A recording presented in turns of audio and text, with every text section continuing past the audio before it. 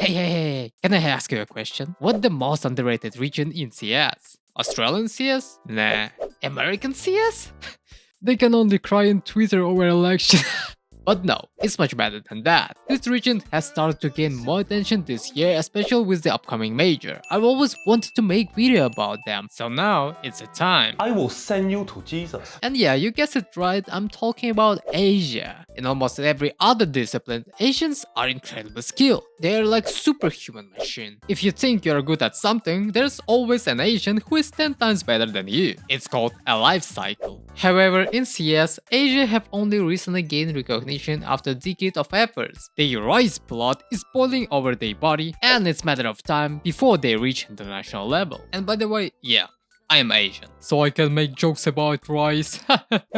For the meme. Anyway, let's dive to their history, which I bet you don't know. When I was looking for material for this video, I thought Asian teams only started gaining their recognition in CSGO days. But dude, I was so amazed to discover that I was wrong. They actually started playing competitively from the early days of Counter-Strike, I mean from 1.6. And actually there were many Asian teams. But to keep it clear, I'll focus only on the best ones. The first team is WNV or VNV, was arguably the most successful and well-known Asian team during CS 1.6 era. They had dominant presence in China and performed well in international tournaments. And actually VNV won 2 big tournaments, where played notable teams like SK, Complexity, NAP, even, could you imagine, Armenian organization Virtus Pro. So this tournament was surely considered one of the biggest tournaments in the season. An honorable mention goes to Project KR, the second best team in Asia, as its name suggests this team represented South Korea. Haha, North Korea, haha,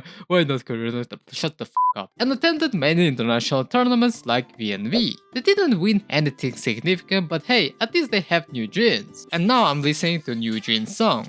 About Tyloo, Tyloo was definitely one of the best teams in China, but only after 2009. Despite the fact that they didn't win anything significant in Europe or America, they were actually good on international level. Not only that, Asian region had some of the best players like Good Rifle. He played for Tyloo for a long time and was considered one of the best players in CS. But honorable mention I would give to Alex. He played a key role in WNV. He is considered to be a legend of Chinese Counter-Strike, and by the way, he is now a caster for Chinese broadcast and still active to this day. The next one, Sola, is one of the most iconic players from South Korea and pioneer in the Asian Counter-Strike scene, known for his IGL skills and strong fundamentals. He was respected not only as a talent player but also as a brain of the team. Besides that, Asia actually hosted many top-tier tournaments in those days that were prestige even for international teams. For example, World Sport Games was hosted mostly in South Korea and sometimes in China. And also, World Cyber Games was considered the Olympus of Counter-Strike, and actually is something unequal to Major. But sometimes in my days I thought, dude,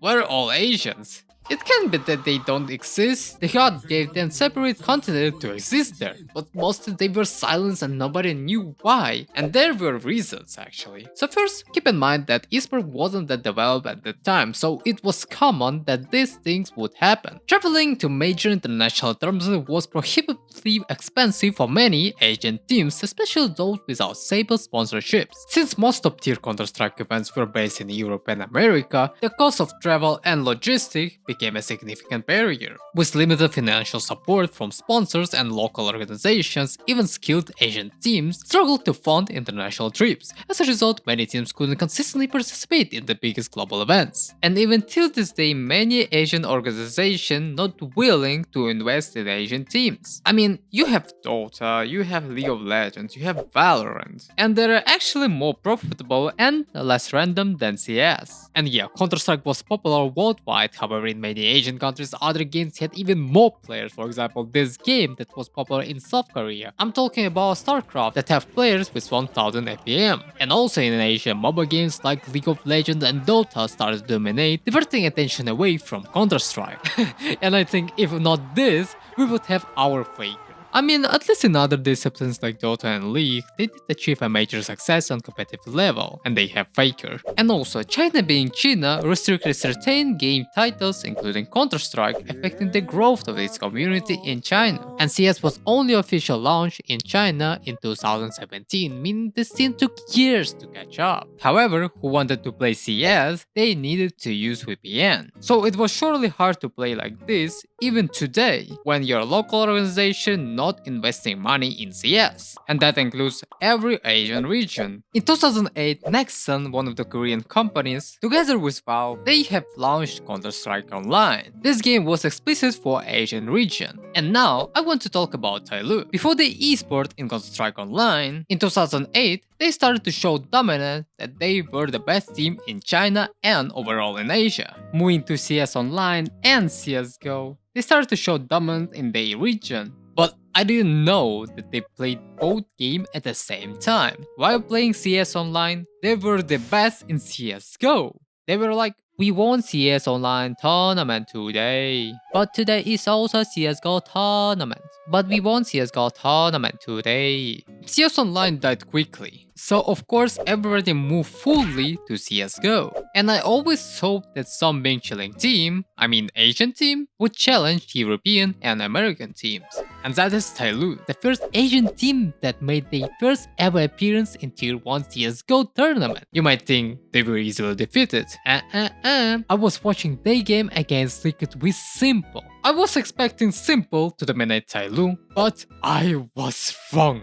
Do not underestimate the rice field, motherfucker. So eventually Tyloo knocked Liquid out of the tournament. But their next opponents were Luminosity, the major winners by the way. Surely Luminosity would handle them easily in BO3, right? You are so f***ing wrong. Tyloo proved once again that the rice in power you should not underestimate. Not only did they debut in their first big tournament, but they also managed to qualify into playoffs. And yeah, in playoffs they were knocked. The results for Asian teams at every CS majors have consistently ended in disappointment. Despite that, one question that always lingers in my mind is why only one Asian team often represents not just their country but the entire Asian region at these majors. The answer is, it's goddamn Australians team. Not only do they dominate the Asian qualification, like, dude, the world already saw you shame on Olympics, but you are also stealing a slot from Asia when you are not Asian.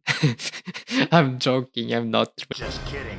I'm even more racist now. For the past 6 years, no Asian team has made into playoff stage of major, which is heartbreaking for fans like me. This shows that while these teams are undoubtedly skilled with impressive aim and mechanical ability, they often lack the experience and tactical depth needed to compete at the highest level. And this includes, not exclusive to the one team, but also applies to many other Asian teams. CS is constantly evolving and Asian teams are working hard to break into Tier 1 tournaments in Europe and America, but wouldn't it be awesome if more tournaments were held in Asia? Absolutely. And actually there was a tournament back in 2018, CS Asia Championship, which brought together top European and Asian teams. Unfortunately, VG Gaming and MVP were one of the Asian teams that couldn't make into playoff of this tournament. However, Tyloo made an exciting run and made it to the playoffs. In playoffs, they faced an IP, which is considered a tier 1 team at the tournament. But Tyloo surprised everyone. They activated their Mangyoku Byakugan Sharingan and swept an IP, sending the Swiss packing back home. Tyloo's journey ended in the semi-final when they went up against Polish VP,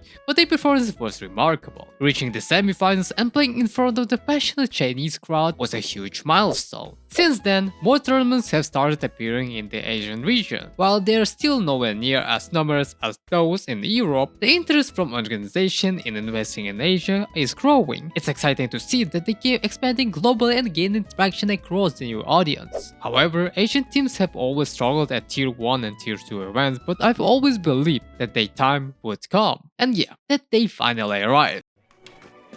Okay, seriously guys, I just need one of you. Sorry, no English.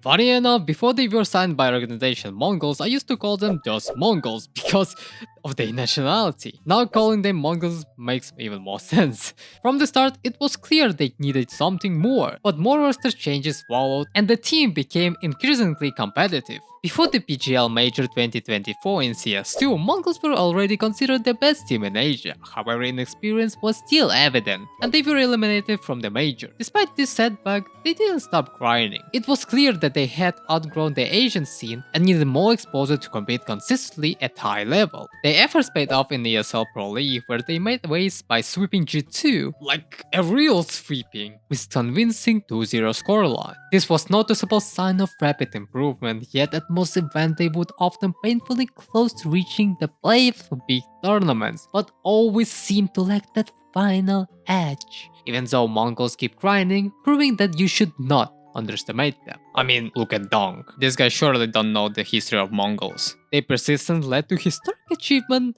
Mongols won their first tournament in Europe, marking the first tournament victory for Asian teams since 1.6 era. But they didn't stop there. They secured another tournament win in the same year, and they are considered the first ever team in Asia that climbed higher in ranking than Tyloo. Looking ahead to the upcoming major, Mongols qualified to the main stage without much trouble and ruining on the Pixel's dream. I have high hopes for Mongols. With their continuing growth, I believe that they can deliver a strong performance and hopefully make it to the playoffs. Why? I often wondered and even discussed with my friend on Discord, hey, do you like boneless pizza? What is boneless pizza?